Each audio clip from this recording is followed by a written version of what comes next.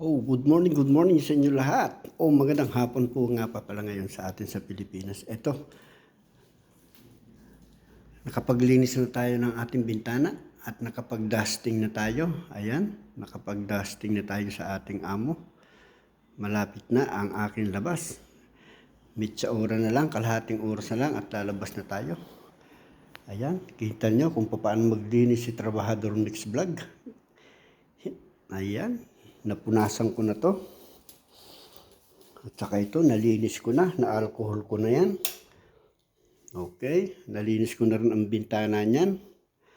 At saka itong banyo, ito ay nalinis ko na rin ito. Ayan. Ayan ang banyo ng aking amo, nalinis ko na rin yan. Kita nyo kung gaano kakintab maglinis si Trabahador Mix Vlog. Okay, at saka ito, ayan ang bangko, hindi pa natin naaayos. Ilalagay pa natin yan, isasalansan pa natin yan. Ayan, ang bintana, nalinis na rin natin. Ayan, eto, nalagyan na natin ng tsera. Ganyan, si Trabahador maglinis sa amo, kaya good buldire bravo. Ayan, nalinis na natin yan, nalagyan na natin ito ng tsera. Ayan, na-tsera na natin yan. Tignan nyo kung gaano kakintab. Oops. Eko.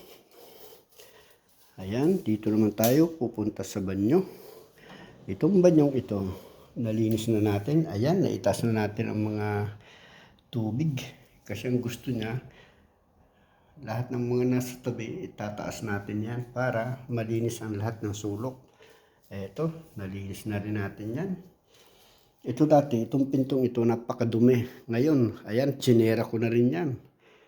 Sabi niya, Rodel, no. Chapenso iyo, ibig sabihin ako ang bahala. Lahat kintab na yan. Oh. Ako ang gumagawa ng mga sa pamamaraan para gumanda ang kanilang mga pinto. Kaya ayan. Okay, mga katrabahador, ang lilinisan lang natin ay ang kusina. Ayan, meron pa tayong 20 minuto para maglinis tayo ng kusina. Okay, maraming salamat po at God bless po sa bawat isa sa atin. At magandang hapon pong muli sa inyo lahat. Okay, bye-bye.